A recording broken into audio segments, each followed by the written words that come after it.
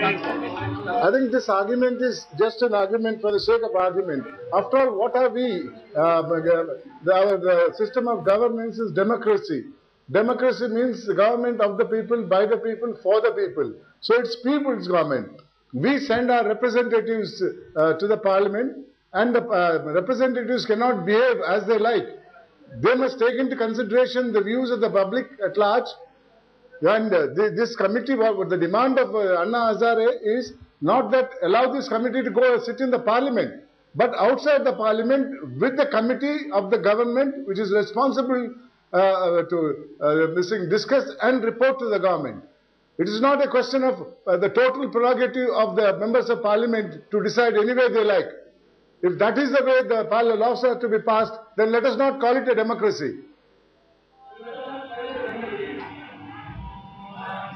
Okay, you're saying that laws cannot be passed in this fashion, and I want to put this question to Arvind Kejriwal, that the fact is that if this is the way in which laws are to be introduced, then it doesn't bode well for democratic framework. And I'll tell you where lots of people who have this opposition are coming from. They'll say today Anna Hazare is on fast. What is to stop some other social activists from going on fast and saying, I want to be in that committee?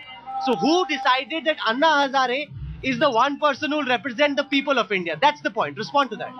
You see, my response to that is there have been several precedents in this country. When there were movements, and when there were movements, they are treated as the voice of the people. Unfortunately, in our democracy, there is no platform where the people can collectively express their voice, and their voice is taken in by the system. So there have been movements when people collectively express their voices, the government came under pressure, and they took them, included them in those joint committees. There have been several precedents of that.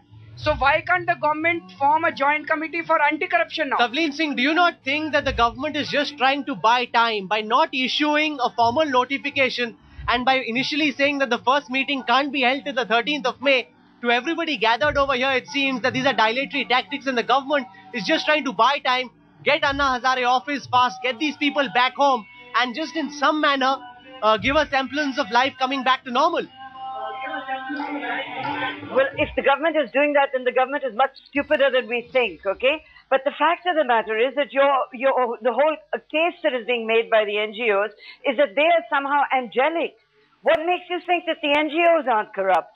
I know plenty of NGOs who are very corrupt. And who is the civil society? Are NGOs civil society? I don't give them the right to consider themselves civil society. I'm civil society as a journalist. And this is nonsense in a democracy. This is not the Arab street, okay?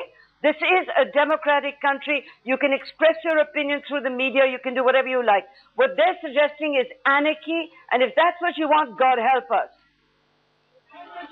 Swapan Das Gupta, what Mr. Kejriwal is suggesting is anarchy. This is not democracy. This is not the Arab street. And who made these NGOs the representatives of civil society? There are two different issues involved in that. One is whether the proposed Jan Lokpal bill, as suggested by this group, constitutes the last word on the subject. I don't think it does.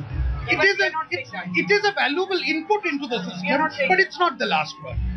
Secondly, any proposal, ultimately any draft legislation, will have to be approved by Parliament. Yes. It goes without saying. What the issue really is, not so much that. It is that so far, the determination of any government to take this issue seriously has been brought into question.